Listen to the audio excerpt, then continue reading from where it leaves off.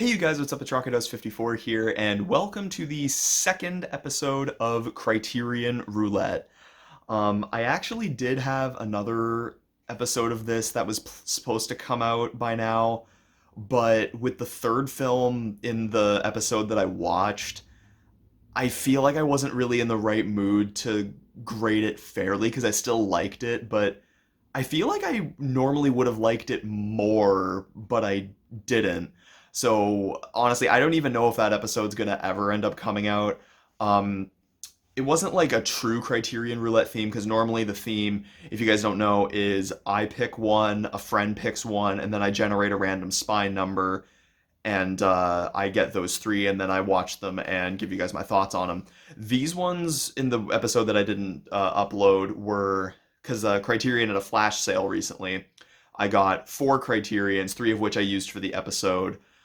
So there wasn't really much of a theme there, but going back to the traditional theme for this episode, I picked one. My friend Nathan, you guys have seen him in tons of videos before, he picked one, and then I generated the random spine number. And tonight we are going to start off with the one that I picked for myself this episode, and that is Multiple Maniacs, released in 1970, directed by John Waters. Now, I love John Waters as a director. I absolutely love what he stands for because he grew up in like suburbia, and in his films he always like tried to make fun of it, like especially in like Polyester. Like he wanted to take like really disgusting scenarios and like put them in suburban households and neighborhoods to like make like this like this perfect kind of clean looking town look really disgusting, which I absolutely love how he just made fun of suburbia because like he grew up in suburbia, but he wasn't like other kids. Like I read that him as a kid had a very big fascination of gore, both real and fake.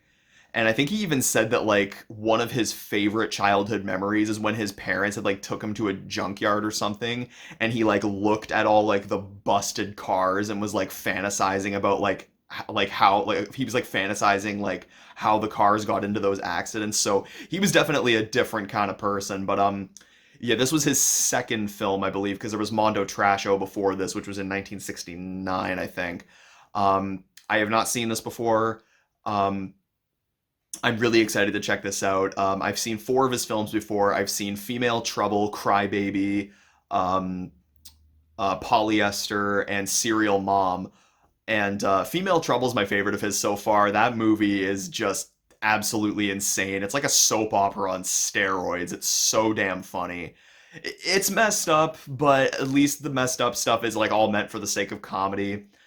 Yeah, I just really love that movie. And Crybaby's really good too. It's one of John Waters' more cleaner films. I think it was rated PG-13. It's a really good creative musical, and Polyester and Serial Mom were good too. Really excited to check this one out. Hopefully it'll be kind of around the same kind of material or direction that Female Trouble was in, because this was rated X when it first came out in the early 70s. So hopefully I'm in for a treat here. But let's take a look at what's inside here, and then we'll get started. All right, so it has the flash on my phone for some reason. I didn't want it on, but I don't know how to turn it off because I just hit pause on my phone. But here's the front of it. I really like the use of colors, like the black and the red. Like it looks like so explosively red there. A nice short and sweet amount of features. There's like a new commentary and new interviews and a video essay and a trailer. Looks like this was done by Janus Films there, so you know you'll definitely get something interesting with them. Um, so there's the disc, and then there's the pamphlet that most Criterions come with. There's a pamphlet there, that's the front, and then there's the back. I'm not going to open it up, just in case there's images from the movie that end up spoiling some stuff. Um, but I'm honestly a little bit, like, not really worried, but like I'm very intrigued because as you can see, there's a lobster on the front of this. So I'm just thinking, oh God, what is this movie gonna do? But anyway, yeah, let's just pop this into the machine, and I will update you guys on my thoughts.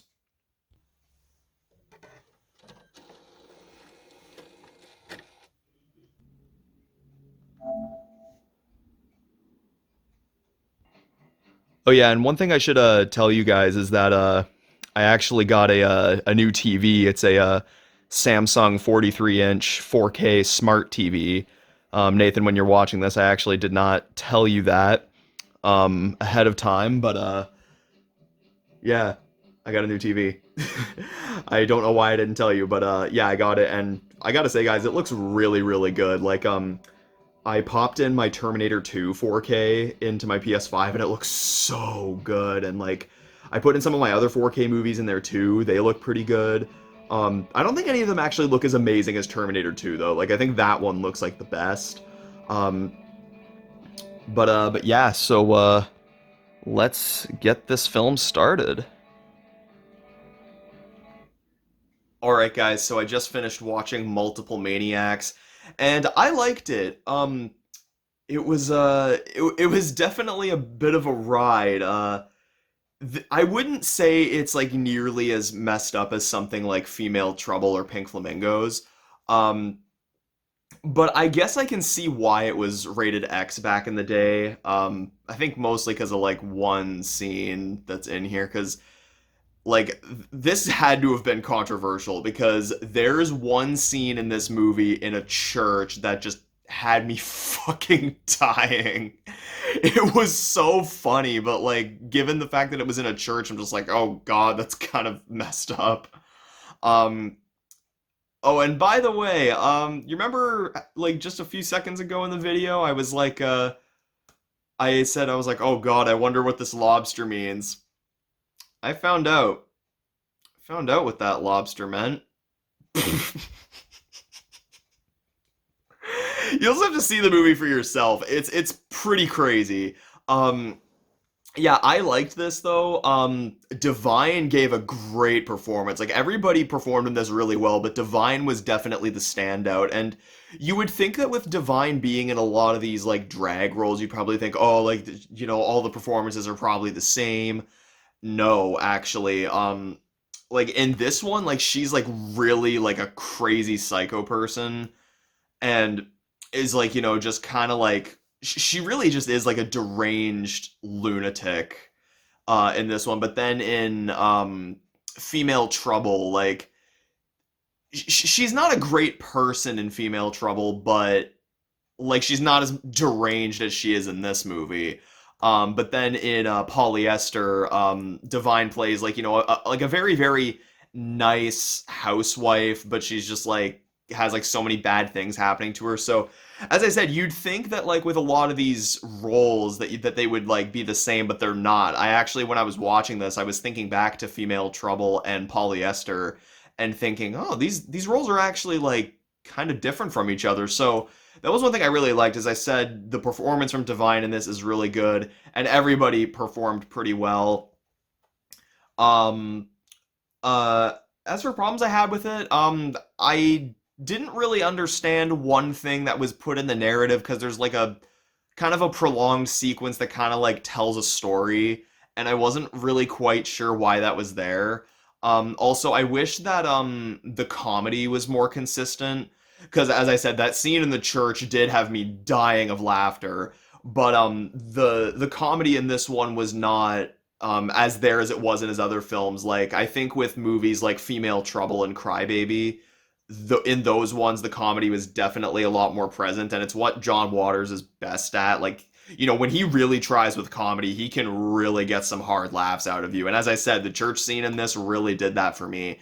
Um, yeah, overall, I like this one. I would give it a high three, low 3.5 out of 5. It edges more towards a 3.5 though. Um, and in John Waters' filmography, I would put this directly in the middle. Favorite to least favorite goes Female Trouble, Crybaby, This, Polyester, and Serial Mom. I can't wait to finish his filmography. I really want to check out Pink Flamingos, Desperate Living, Pecker, and Cecil B. Demented. I hope to God that Pink Flamingos gets a Blu-ray release soon because I know it has a DVD release and I can get my hands on it if I want. But I remembered reading an interview with John Waters from a few years ago that said that Warner Brothers was actually going to put out a new edition of Pink Flamingos and not Criterion. So I'm assuming they're going to put it on their like their Warner Archive collection. But yeah, I'm just like I'm just waiting for that to happen because the interview was like 3 years ago or something, and I just want that Blu-ray release to happen so that I can finally see the movie. And honestly, I feel like Desperate Living is probably going to get a Criterion release at some point. It seems like I just have a feeling that Criterion would release that, and I don't know about Pecker or Cecil B. Demented, but I know those have physical releases, but I definitely want to check those out. I want to check out all of his films, although I don't know, I don't think Mondo Trasho is all that easy to find. But anyway, guys, I will see you guys maybe tomorrow. I don't know when I'll be watching the next film, but I will obviously cut to when I watch the next film. I recommend you guys check out Multiple Maniacs. It's a pretty good movie. But yeah, so I will see you guys whenever I decide to watch the next film. Alright, guys, so it is now the next day, and I'm going to be moving on to the second film in this episode. This is the one that my friend Nathan, you guys have seen him in videos before, he recommended this one for me. And that film is Barry Lyndon, released in 1975, directed by Stanley Kubrick. I haven't seen that many of Stanley. Actually, no, I've seen quite a few of his films, actually. I don't know what the hell I'm saying. I've seen 2001: A Space Odyssey, Clockwork Orange, Shining, Full Metal Jacket, Eyes Wide Shut, and Doctor Strangelove. I think there may be one more. I don't quite remember. But I've seen a fair amount of his movies, and I've liked every one that I've seen except for Doctor Strangelove. Not that it's like a badly made movie or anything.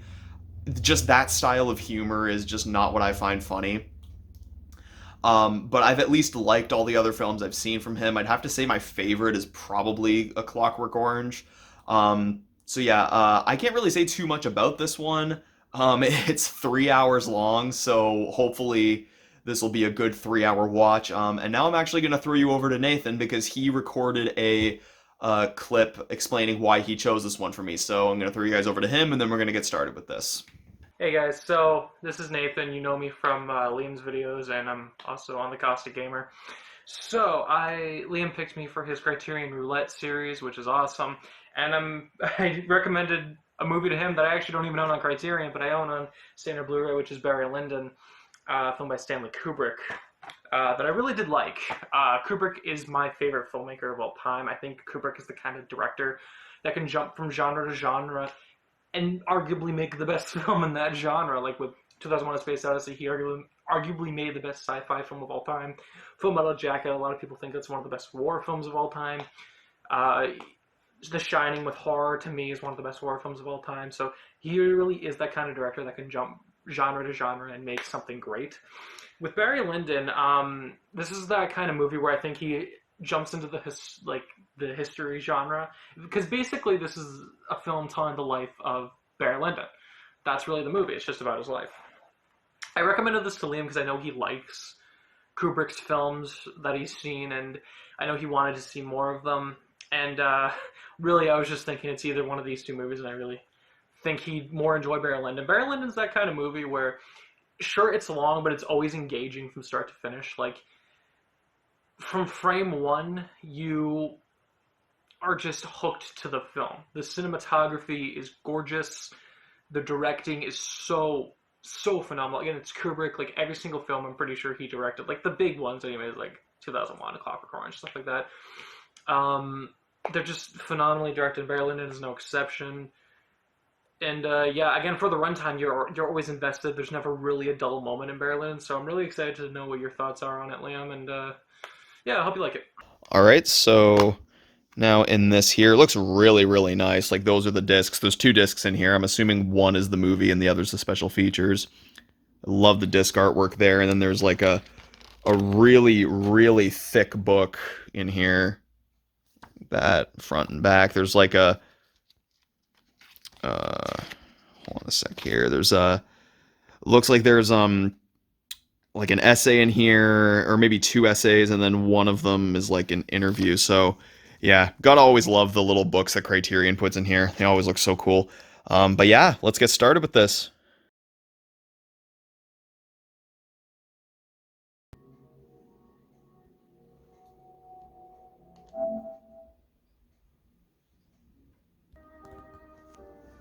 Now that is a beautiful menu. Alright guys, so I just finished watching Barry Lyndon, and I gotta say, I really liked it a lot. You know, normally films like this are not my thing, because this is like a very old-timey like period piece thing, and normally those can only be so good. This one definitely proved me wrong. Like this was actually really, really good. Um, like the acting in this was like top notch. Like seriously, like I forgot I was watching actors in a movie. Like these people were so convincing as like people in this time period.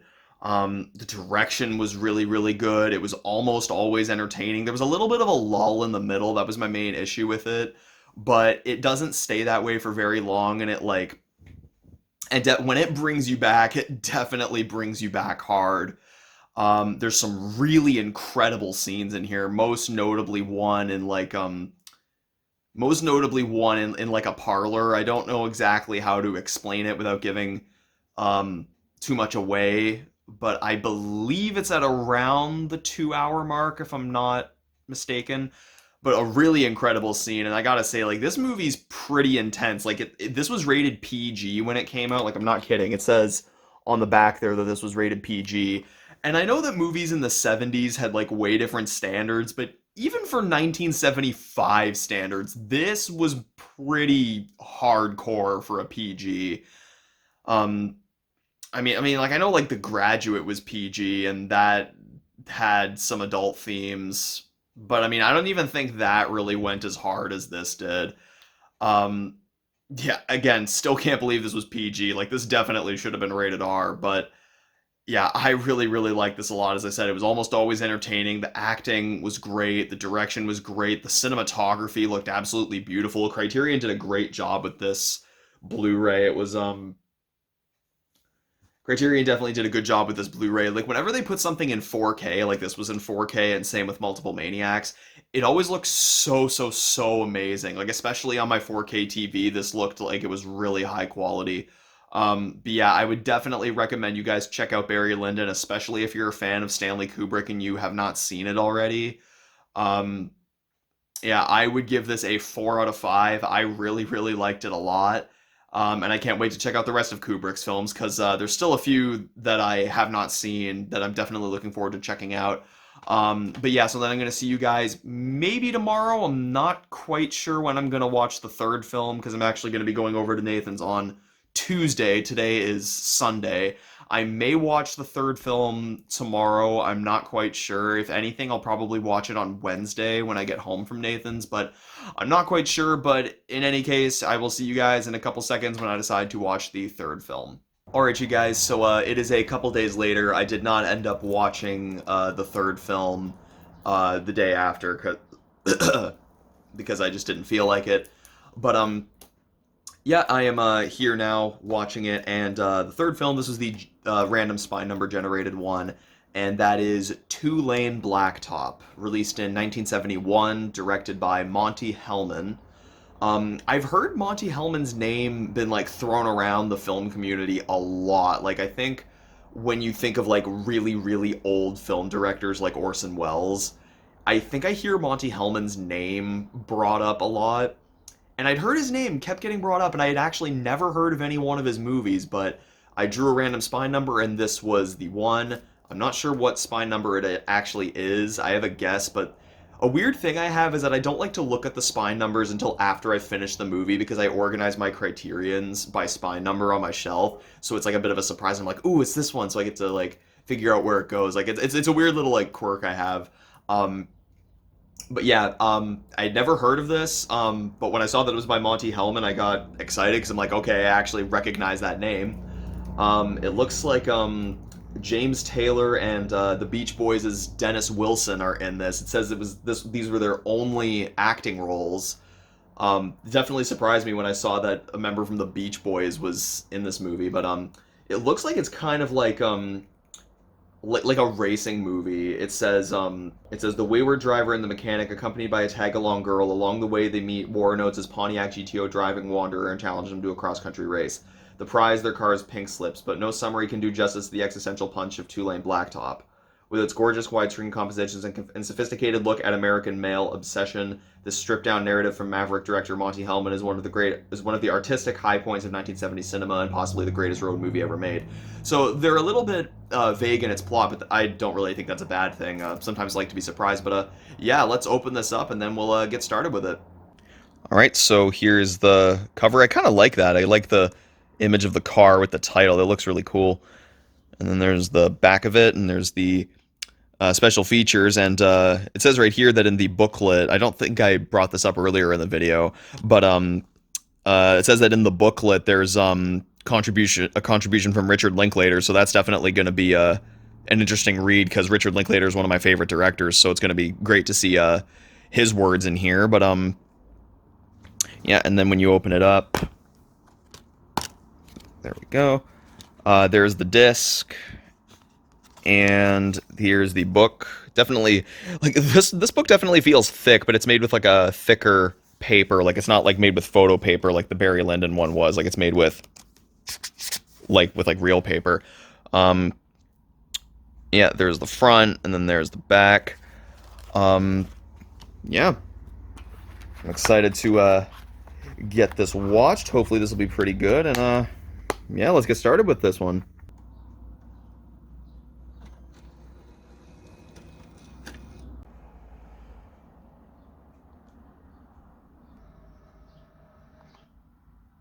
All right, guys. So I just finished watching Tulane Blacktop, and gotta crack open a cold one for this.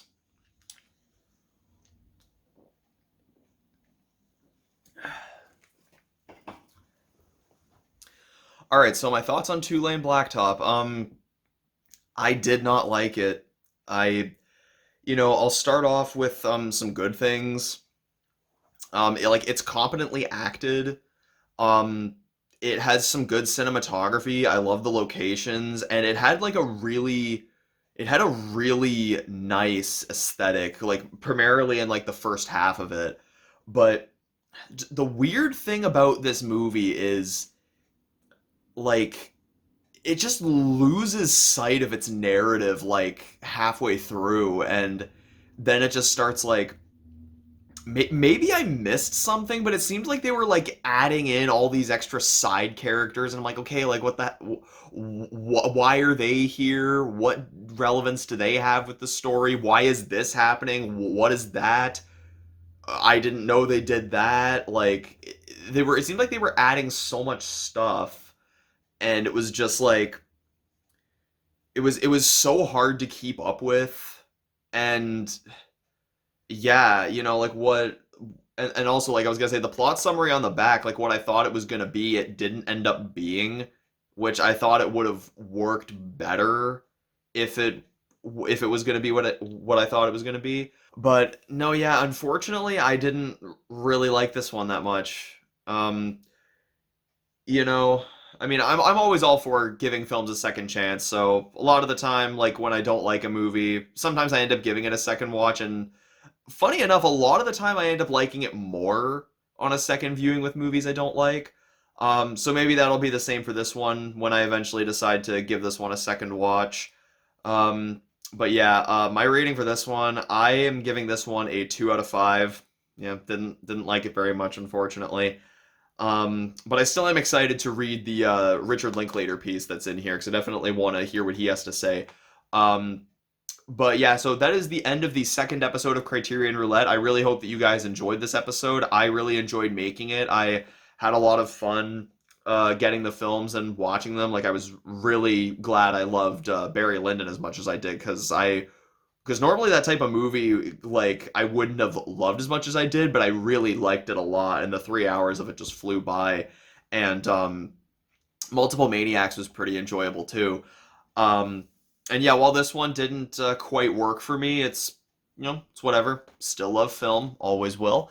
But yeah, guys, that is going to be it for this episode. I really hope you guys are enjoying this. I am really having a lot of fun doing these episodes. I'm trying not to do them like too often because then it would kind of like lose like I guess the specialness of it. Like if I do it too often, and also it does cost a fair amount of money when I do it. hopefully by next month I can get episode 3 done.